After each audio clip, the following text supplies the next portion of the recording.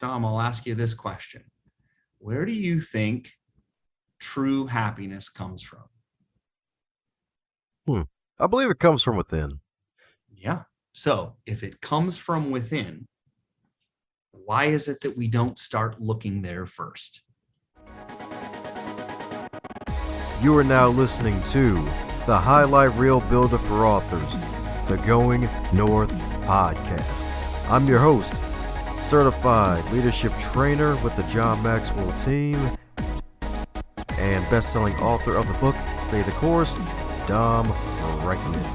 And you're going to be getting some wonderful tips and techniques to advance yourself coming up next.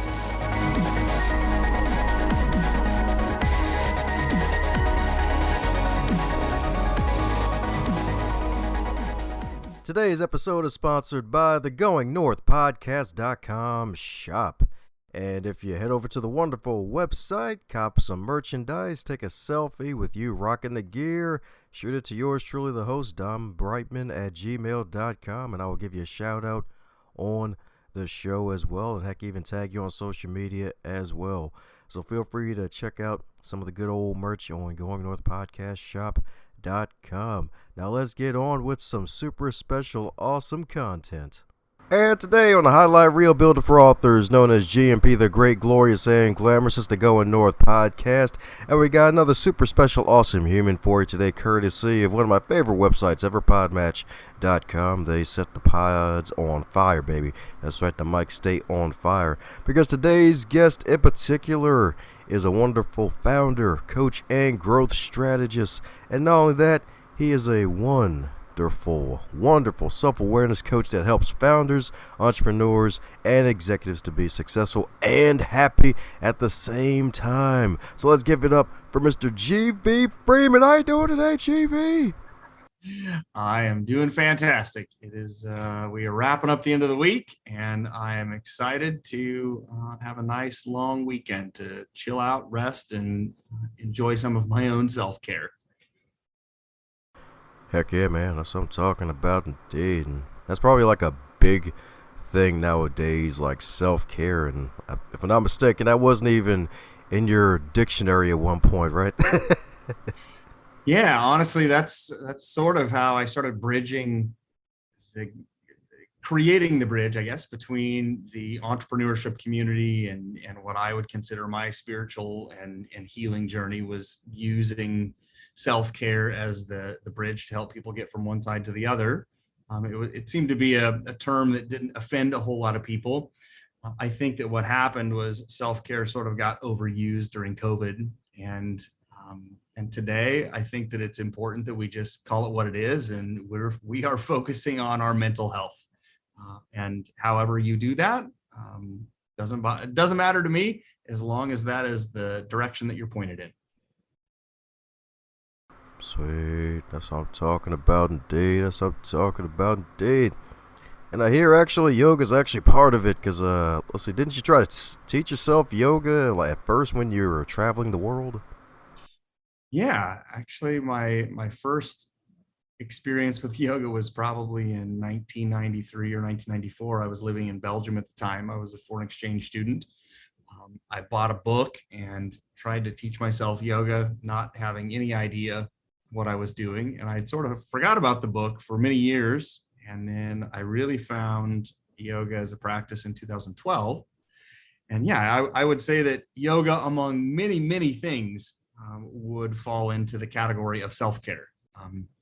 My general rule of thumb for entrepreneurs is, if you work 8 hours a day, you should be spending 2 hours in self-care. And self-care being a pretty wide door that anybody can walk through. Self-care could be sitting down and having a nice meal with your family with your phone turned off. It could be enjoying a movie with your kids. It could be going for a walk or the gym or yoga or meditation. Like, it can be all sorts of things, but it simply has to be an activity that is directed inward towards yourself versus outward and achievement or some of the more is better mentality. Nice. That's what I'm talking about indeed. So if you if you work 8 hours a day, at least 2 hours of self care. And you're so right, because self care means different things to different people. So my goodness, like how do you help them to split that up? Do you tell them like, hey, take like 15 minutes a day to breathe like in the middle or something, or dedicate the full 2 hours, 1 hour before, 1 hour after? Is that how it goes, or is something deeper than that? Yeah, that's a great question. And I think that incorporating this into your life is probably one of the most challenging things that busy founders, busy entrepreneurs have. They say, man, I'm working, I get up at 6 a.m. and I go to the gym, and then my day starts and it doesn't finish until 11 p.m. And we have science that shows us that taking a break, relaxing our nervous system makes us more creative, makes us more happy, makes us better bosses and employees. So in addition to this kind of 80-20 rule, I try and move people away from this idea of work-life balance. We have been trying to figure out work-life balance for the better part of 100 years, and we have not really figured it out. And there's a reason for that. Like, it's more complicated than just two things. So our lives are made up of lots of different areas, not just work and life. We have, in the model that I use, we have 10 different areas of life.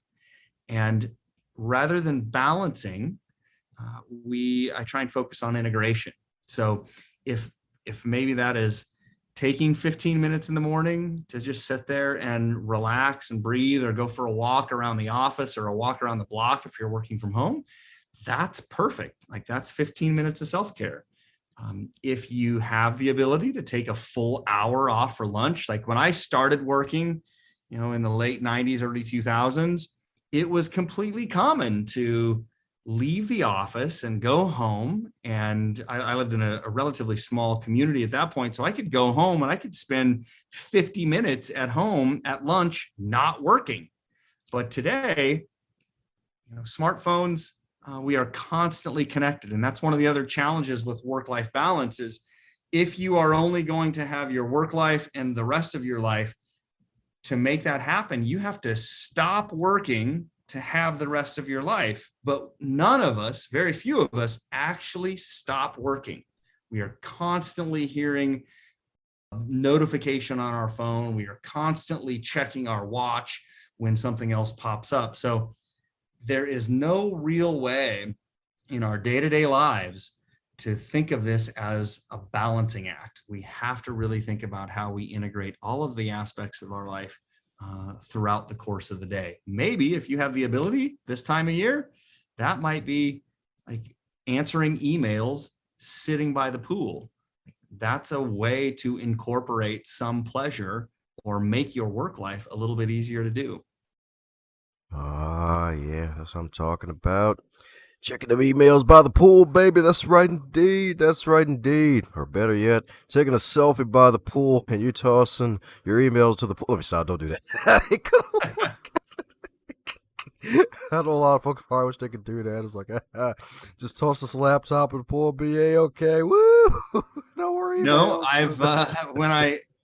we have a program called Founders Thriving that we take people to Central and South America to have experiences that they don't often have here. And one of those experiences is really putting your laptop down for 5 days and to not check email for 5 days, and to truly be very introspective and work on yourself. And the freedom that people experience by shutting the laptop and just focusing on who they are is life-changing. We have had numerous comments of people saying, my life is completely different as a result of the work that we did, at Founders Thriving. So while I wouldn't encourage you to throw it in the pool, you can definitely take it and bury it on the beach if you want to. There you go. Put a sandcastle over it. Yeah, that'll work. That'll work indeed. And it's good you make folks do that too, like, because it's so true, especially nowadays, like what you mentioned with the smartphone, the darn zombie apocalypse devices that are built to distract us. It's like harder than ever. It keeps us on like 24/7, and plus the blue light with its effects on our eyes and just overall health, it's like so true. It's like you really gotta be more disciplined and be more focused on making sure your time is guarded now. Yeah, absolutely. And that just goes back to this concept of spending a couple hours minimum a day in self-care. That is how we guard our time. And for most entrepreneurs, that means putting time on the calendar and then protecting that. I would say the biggest challenge that most of the founders and entrepreneurs and executives I work with is protecting and being willing to put themselves first on their calendar. They'll block time for the gym, they'll block time for yoga, they'll block time for meditation, they'll block time to have lunch. And then somebody the day before will be like, hey, tomorrow's the only day that I can meet to talk about this sales thing. So can you meet? And then the founder says, well, to be successful, I need to make this meeting happen. So I'm going to just throw yoga out. I'm going to throw lunch with my kids out. I'm going to not go to the swim meet today to see my kids perform. And I'm going to have this meeting instead. And it is a prioritization of the business over the self. And what people learn after not that long, it doesn't take very long to learn that if we begin putting ourselves first, our business actually gets better, our life gets better, our family likes us more, and we are fundamentally more filled with more joy, peace, and happiness. And we actually have a little bit of agency and a little bit of freedom in our life, but it requires being selfish. And as the good Protestants we are in the West, we have been taught that being selfish is bad. And that is a hard thing to unwind. Oh yeah, definitely. It's like, hey, time to be selfish, buddy. No, I can't do that. I'm gonna burn somewhere. Don't do that. It's like I have to really sacrifice completely. It's like, hey, we're not talking servant lead. We're talking servant leadership, buddy, not like self-sacrifice to the brink of death, buddy. It's like a huge difference. So how do you help folks to really realize the difference between like just being selfish in a good way as opposed to being selfish in the evil way a lot of folks tend to make it out to be? Yeah, no, that's another great question. I think that so much of the world today operates on a mentality of scarcity.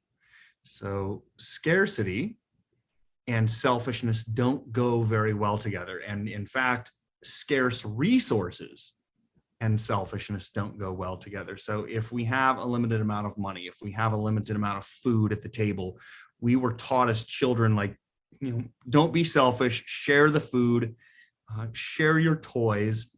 That limited resource are the things that we should be sharing to the best of our ability. Where I tell people that it becomes okay starting to be selfish when we can be selfish with some of the unlimited resources. We can pull from within us unlimited peace, unlimited happiness, unlimited joy, unlimited freedom. And if we are practicing, if we're spending time working on ourselves to cultivate those things, that's when we get to be selfish. Now, if you're doing that 8 hours a day and you have stopped taking care of your family and you started abdicating your responsibilities, then that's probably not a good thing. That's not responsible behavior. But when you are focusing internally, it is going to require some level of selfishness to take a couple 2 to 3 hours a day and to devote that to self-care. That requires being selfish. That requires you wanting to improve yourself. And a lot of times I give people the picture of getting on the airplane and sitting down in your chair and having a flight attendant tell you to put your mask on first if you have a child sitting next to you. If we put our masks on, we can help other people a heck of a lot better. If we are fully resourced, we can help other people learn to be fully resourced. Woo! That's what I'm talking about, indeed. That full resource, baby. Fully resourced, indeed. Yes, indeed, because that's what folks need, indeed. And yeah, man, like it's so darn true. Because like when you Don't put on your mask on. You don't tongue tied, mulligan. All right. So basically, it's like, yeah, if you have to put your mask on first and you can have that air, you can actually help out your child and the other folks next to you. So I always love that analogy. It's somewhat cliche at this time, but it's so darn good. You have to share with people because it makes so much sense. Yeah, I think that we were exposed to it. At least those people that are old enough to travel, we are exposed to that cliche very frequently. So it's true. The cliches are cliches because they're true. That's right, indeed. That's right, indeed. So my goodness, my goodness. So with your wonderful line of work and helping folks now become self-aware, you also notice that a lot of entrepreneurs tend to have a lot of mental health challenges. What are the biggest ones that entrepreneurs tend to face that you give them some assistance with? Well, I think that's two questions. The first one that I might share is, what are some of the challenges that founders and entrepreneurs share or have? The second is what I help people with, because what I'm going to share with you is not necessarily what I help people with. Um, I will say, and there was a study done in the mid 90s. There is more research coming out very soon, I think, that is going to point to the same results, but it's going to be better data.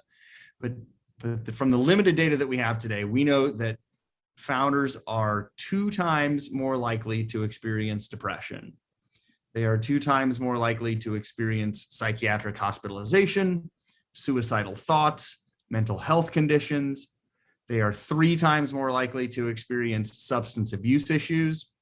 They are 6 times more likely to experience ADHD and Wow. 10 times more likely to experience bipolar disorder.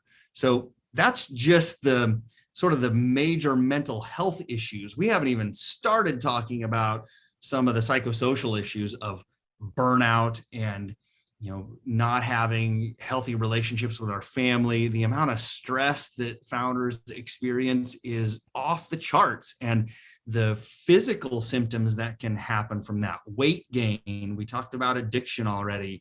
Like, people begin to use addictive behaviors, and by addictive behaviors, it can be all sorts of things. We can talk about shopping, we can talk about gambling, we can talk about sex and pornography and alcohol and drugs, and you name it. Anything that begins to restrict or narrow your lived experience can be considered an addictive behavior. If I do something and it opens or widens my lived experience, it makes me more open to experiencing some of the positive joys of living life, then it's not an addiction. So if alcohol used on occasion helps you like let loose and open up, not an addiction, not a big deal. If you're using alcohol on a consistent basis to manage some of your stress, then that is probably narrowing your life experience, and it begins becoming a problem at that point. Yes, indeed. Yes, indeed. Talk about a whole giant banded raid potato sack of all the dangers that are out there in the world, y'all. I'm telling you. That's right, indeed. That was only the cherry on top. That wasn't even the icing. That wasn't even the cupcake. Oh my goodness, my goodness. Yeah, man. Because special weight gain, that was something I actually had to deal with personally a few years ago. And heck, even had that resurface thanks to COVID making us all, well, not all of us, but making a lot of us more sedentary and robbing us of our usual routines. Like that one's so freaking huge, man. And it can be addicting, especially since the pounds. It's like it's like pounds are Protestants. Like they found Jesus and they're completely saved and they just like to stay on the body. It's not like they just want to leave. They just want to stay there for like ever. And it's like, we need folks like you to help us get back into reality, baby. That's right, maybe some yoga, some self-awareness, some self-care. The interesting thing that I found, this is speaking from my journey, is that when we try and change some aspect of our life and we're not emotionally ready to do the work around that, Then we go out, we make changes. So we're carrying around a few extra pounds. So we go to the gym and we work our tails off for months at a time and we drop that weight. And then what happens? We slowly start to put it back on. And I experienced this for years. Food, specifically sugar, was probably my biggest addiction. But here's what happens is as you begin to heal some of the emotional wounds, some of the psychological issues that underpin some of our physical stuff, then you don't actually have to work that hard to lose the weight. When you figure out what it is that's causing you to gain weight or causing you to keep the weight on, causing you to eat addictively, if I dare say use that term again, if we figure out the cause of that and I address the underlying cause, with the help, the gym becomes a lot easier. While I'm always in favor of people getting exercise and doing some yoga or going out and jogging, it is not that difficult to lose the weight or to keep it off because we don't do it obsessively compulsively anymore. So get underneath of the issue. And to that end, you mentioned it again, self-awareness. That is exactly the work that I do with people. We begin looking inward rather than looking outward, trying to grasp or attain power, prestige, money, all the things that we think that are going to make us happy. We get them. They make us happy for a moment or two. And then the happiness starts to fade. So we have to go get more. And that starts to fade. So we get a little more. And at some point in time, it gets really hard to keep getting more and more and more. We need more. We always need more, bigger things, better things, more money. And when we start focusing from the inside out, all of that sort of just sloughs off. It sort of goes away over time. Sweet. That's what I'm talking about. Getting under the hood, y'all. That's right. Find the issue, baby. That's right indeed. That's right indeed. That's right indeed. Take your metaphorical problems to the metaphorical mechanic, y'all. That's right. That's right indeed. That's right indeed. Get that problem fixed. And my goodness, I guess that's technically you have to make you probably one of the mechanics because you've helped so many founders and entrepreneurs really get through that, man. So my goodness, man. So in addition to that, I'm pretty sure it also involves like having a healthy relationship with like your business as well. So my goodness. So how do you help your wonderful clients to really have a better relationship with their companies and their businesses? Yeah. One of the exercises that we do in Founders Thriving is we personify our companies. So if we stay away from the company for just a second and we look at the voice that's sort of in your head, that nagging little voice that tends to show up anytime we think that we've done something wrong. Maybe we're carrying around a few extra pounds and we look at ourselves in the mirror in the morning. So if you're carrying around a few extra pounds and you look, Dom, in the mirror in the morning, what does that voice in your head say to you? You are a chocolate Adonis. Does it? At least that's what I tell myself. Okay. You got a much healthier inside voice than most people that I work with. So what I find more often than not is the voice in our head tends to be very critical. It tends to be accusatory. I can't believe you didn't work an extra 2 hours last night to get those last lines of code done. I can't believe that you didn't send, the other 20 emails that are sitting in your inbox right now. I can't believe that you're 10 extra pounds heavier than you want to be. How long have you been trying to do this? Like, can't you just figure this out? That's usually the voice, the tone of voice that so many people have in their head.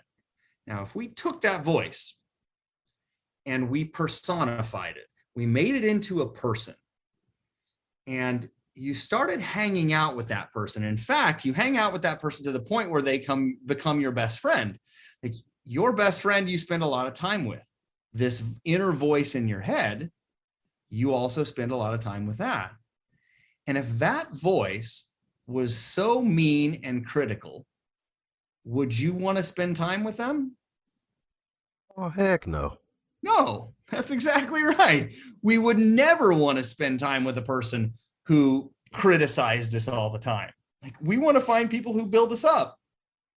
So if that's the case, if that inner voice in our head is critical and we would never want to spend time with a friend who's that critical, then why wouldn't you want to find a better friend? Why wouldn't you want to find somebody who's more positive? And that's essentially what we begin doing. We begin looking at how people think. We begin looking at individual thoughts that people are having related to their company, because what we can do is we can use that same little exercise and we can personify our company. And I was just talking to a client yesterday who said, my company tells me I'm never going to be enough. You can never be perfect enough. You can never get enough done. You are an imposter. You shouldn't be running this company. Those are a lot of the thoughts that I hear again and again and again from founders and entrepreneurs. And when we realize that our company personified is sort of, being really rude to us, we can also begin working on those thoughts, because the reality is the company can't do anything. The company is just an inanimate object that we have created. So if our company is saying those things to us, I guess in this example, we have to realize that it's all us. All of this stuff is happening in our own head. And if it's happening in our own head, we have 100% control and responsibility to be able to change it. And if we can change it, we can live happier, more free lives. Oh, yeah, that's what I'm talking about. Indeed, happier, more free lives, indeed. That's right, indeed, because that negative self-talk is evil. That's right, indeed. Darn voices. Like, man, gotta find a cage for you, buddy.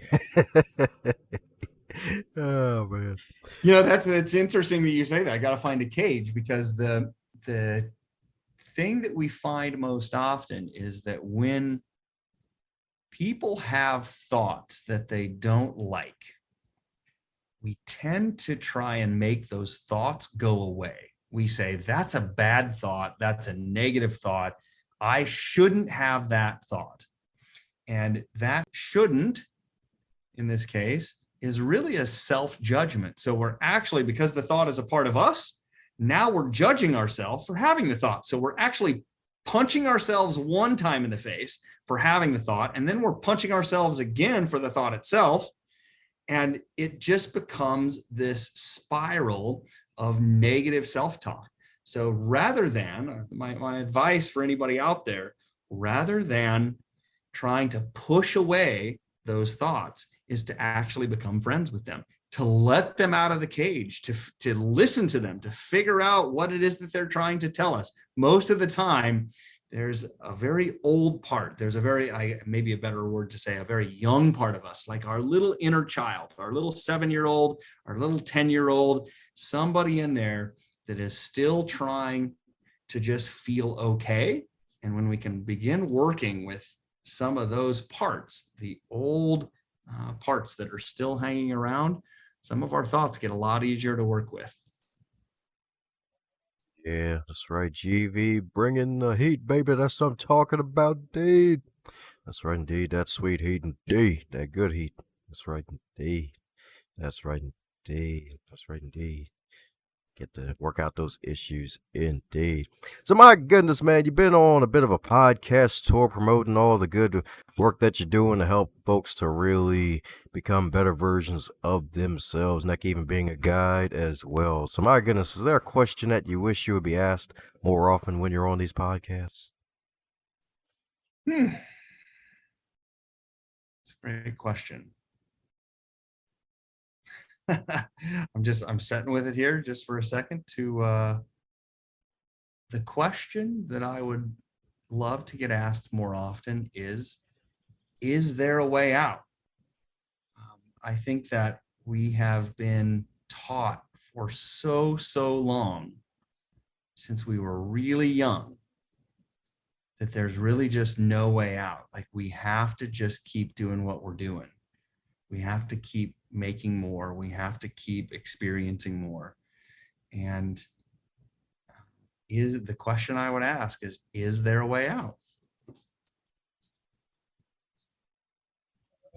Is there a way out?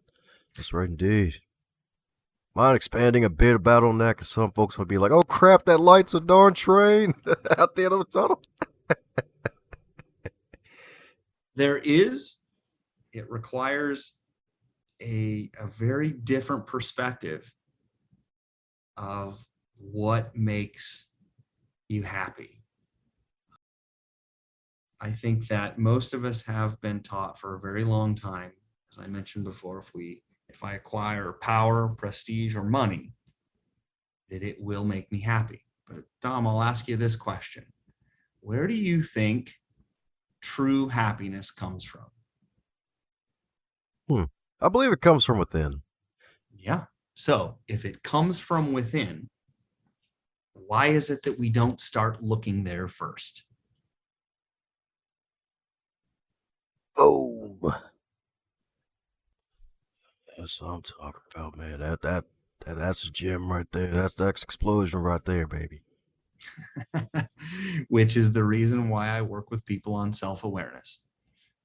Becoming self-aware is the process of knowing oneself and looking inside, finding the happiness that already lies within. We are already fundamentally happy. We were born happy. The world has just plastered paint layer over wallpaper layer over plaster layer over paint layer on top of us, one layer at a time. And we forget that there's happiness sitting inside of there. We just got to peel back a few layers at a time, and we can find it again if we choose to. Sweet. That's right, folks. So that means we're bananas this whole time, folks. You got to peel back them layers, baby. You know what? We're banana onions. There we go. We're banana-shaped onions. Yeah, how about that? Yeah. Yeah.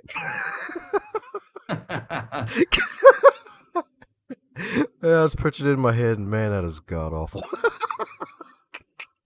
So weird. That's right, indeed. You got to peel back them layers, indeed. Well, speaking of peeling back layers, I believe you had an experience in 2015 that actually led you to where you are now, where you carefully give guidance on psychedelics, man. So mind sharing a bit about that for those who may be curious? Because I know we had a guy who actually was, I think, Medi Bonib. I think he was like he's actually trained to be a shaman. He did ayahuasca like early last year. So looks like we're back at it again with this man, but it sounds like he got more experience with it from a more knowledgeable standpoint. There's a lot of data, there's a lot of research that psychedelics used with an intentional purpose, in the right mindset, in the right setting, with the right dosage, with the right facilitator, coach, guide, can have tremendous effects on one's ability to heal from past trauma, but also sort of reorient and change the way that our brain works. So I've been working with psychedelics in various forms since 2015. I do a lot of work today with people that not only need help preparing for their psychedelic journey, but also then really the most important parts of the journey tend to be around the first 90 days after the experience. During those 90 days, our brains are what we call more neuroplastic. We can interpret and change our brains more easily for about 90 days. And if we really use that time wisely, if we can optimize the changes that we are making, which we call integration, and then I also add another step called activation to that, we can really make positive shifts much, much easier in our life than we did without the psychedelics. So if anybody wants to, so I have some theories and philosophies and writings that I have personally done related to psychedelics. You can see those at gvfreeman.com. And if you're interested, I take a couple of groups, founders, entrepreneurs, and executives, both to Central America, and also we have a retreat this year that's forming down in Peru, which includes a number of different opportunities and experiences that do relate to psychedelics. They're not fully psychedelic retreats. They just have psychedelics as a component of that to really set in some of the other work that we're doing. Nice. That's what I'm talking about, indeed. That's right, indeed. So it won't be like a complete trip on a trip, y'all. That's right, indeed. It's gonna be just a trip. Yeah, the reality is the founders thriving consciousness experience is a 5.5 day experience where we drop 10 to 12 founders in the jungle. We stay in a beautiful eco lodge. We have 4 amazing meals a day. The first day we do a hike through the jungle and a reforestation project. The second day we actually do a microdose of a hallucinogen. The third day we do holotropic breath work. The fourth day we have a full psilocybin experience. The fifth day we do a lot of integration. And then every day we're doing yoga and meditation and breath work. We're doing self-awareness work. We have fireside chats and we talk about what it's like to live in the mind of an entrepreneur, and sharing with other people that are going through this and having this experience is some of the most powerful work that I have seen people do when they realize that they're not alone and that other people are having the same kind of experience. Then there is some camaraderie, and I guess some people begin to form together to help each other out. And I truly believe that we are in a huge deficit of community in this world that we are living in right now. We are in an epidemic of loneliness, and the more we can break down all the boundaries around community, the better off we'll be. Yes, indeed. Yes, indeed. That's right. The DOC, the deficit of community. Oh, that's right, indeed. That's right, indeed. Such a sad thing too, because it's like, man, like the times we're in, it's just made things even weirder on top of weirder, on top of more nonsense going on. But hey, we got some positive dots plotted all over the globe, and GV is one of them, y'all. That's right, indeed. That's right, indeed. Heck, even fun question I forgot to ask you. It's like not way off topic, but that was like the GV of 4 years ago. He got this wonderful book called the SaaS Field Manual Framework. One of these days, English will be right for me. If that book was a food item, what would it be and why? A potato. It's a potato because it's a staple, or maybe bread because it's a staple. I wrote that book for bootstrappers that wanted to create tech companies. I have been working with the entrepreneur community, especially the tech community, for over 10 years. And sadly, most of the young entrepreneurs that I work with are more interested in getting a round of funding than they are in growing a healthy company. And I think that the people that are downplaying, we hear a lot of times that lifestyle companies are somehow pejorative. Running a lifestyle company is not as interesting or amazing as getting some big giant, billion-dollar company that's funded. And I will tell you that when you receive and take on funding, the number of people that you have to begin reporting to, the number of people that you have to manage, the amount of complexity that is now created in your life exponentially gets larger. So now I have board members, now I have bankers, now I have all sorts of people that really care what I'm doing with my money and how many hours I'm working and what my profit margins are and all sorts of stuff.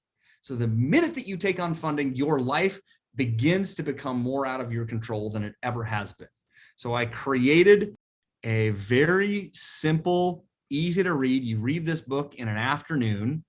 And if you're an early stage founder and you want to know how to bootstrap a company, read this book. And at the end of it, I have a goal of 50% of people saying, this is really helpful. I understand what I'm doing now better than I did before. This is a great little roadmap. Let's go. And the other 50% of the people will say, what, you mean it's not just about me like building some fun project and then people are going to buy it on their own? Like I've got to worry about sales and marketing and HR and finance and product development and engineering and all of these other things. Like I'm out. So I want people to have an experience with that book that they can either say, yes, this makes sense, let's go, or man, this is way harder than I thought it was going to be, way more involved, I'm out. So that's the whole purpose of the SaaS Field Manual. Woo. That's right, indeed. It's kind of like yin and yang with this conversation, man. Because was that powerful background? Is that kind of like what led you to all the wonderful spiritual stuff that you're doing now? Is like so much heavy lifting you had to do as an entrepreneur for 20 years, and it's like, let me become more spiritual. I've built so many companies, helped so many founders. Let me take a foot off the gas pedal, metaphorically a bit. It is. It's absolutely what I am doing today. In a lot of ways, is I have aggregated not only 25 years of sales, marketing, and product development experience and management experience of running tech companies, because I think it's important. The reason why therapists sometimes have a really hard time working with entrepreneurs is that they don't really understand what startup life is like. So the reason why I find myself successfully coaching entrepreneurs today is because I have been in the trenches. I know what it's like on the business side. I know all of the buttons that get pushed when the bank account gets low and you're not really sure where payroll is going to come from. I know what it's like when your first employee, after you've got your healthcare plan, your first employee comes to you and is so excited and says, yeah, my wife and I were so excited, we're going to have a baby. Now that employee is like, wow, this is amazing. I'm going to have a baby. That founder, the entrepreneur, the CEO of that company says, I can't screw up now, because if I screw up, that employee is going to lose their health insurance. And if they lose their health insurance, then how are they going to take care of this baby? Like that's the mind of an entrepreneur. So I get that side of it. And at the same time, for 15 years, I've been doing my own deep work and unraveling a lot of my own thoughts and hangups. So I just took, in a lot of ways, my journey and the best stuff from all of the teachers that I have worked with. So I don't require people to go to Peru and study with a Swami in India and do all of this extra study. I've just taken the bits and pieces that they need. I've put them together in Founders Thriving and given them an opportunity to show up and take whatever they want and leave the rest. Woohoo! That's what I'm talking about, baby. That's what I'm talking about, indeed. That's right, indeed. You're getting the whole potato in this one, baby. The whole meat and potatoes, baby. That's right, indeed. That's right, indeed. One of the best things ever. Yeah. Get to speak with someone who's been in the trenches, who knows what the heck they're talking about, and know what the heck you're going through from a true perspective. It's like, all right, cool. This person gets me. Like, GV gets me. Dang it. Like, yes. That's right, indeed. That's right, indeed. Well, we're coming down to the magical question that every guest gets to receive, and that is, if you're to wake up tomorrow and you were 25 again, but you're in 2022 with all of your knowledge and experience, what advice would you give to yourself? Slow down and need less.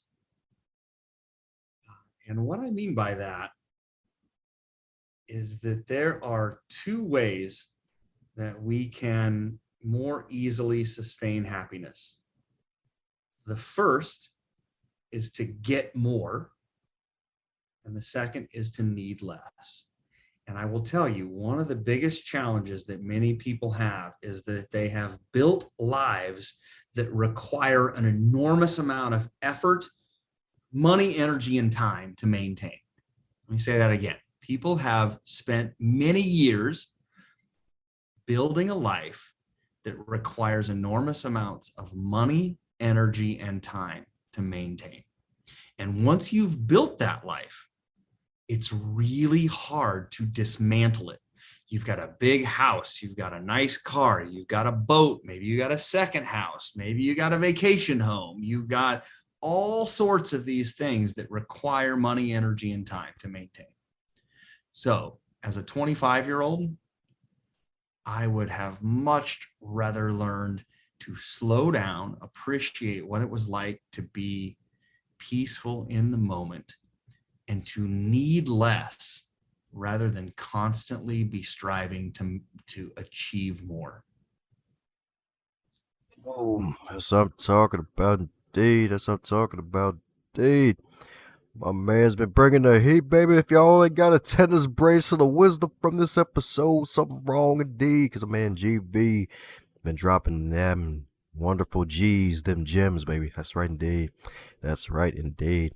And the good news is it's probably only maybe 5% of it. So for those who need to dive into a bit more of the wonderful stuff that my man is doing and the stuff that you offer to the wonderful world that we live on, what's the best way for folks to do so, my man? Yeah, I'd say take a look at foundersthriving.com. If you're interested in participating in any coaching or any of one of our experiences, if you want some content, some more content from me, go to gvfreeman.com. Or Instagram is just JUSTGEEVS. Woohoo! That's what I'm talking about, indeed. So check my man GV out. We're going to put the links to his wonderful site in the show notes, indeed. So that way you can check out all of his wonderful wares because it's good stuff, indeed. It's good with all the O's out of a Cheerios box, indeed. And I make you say Cheerio.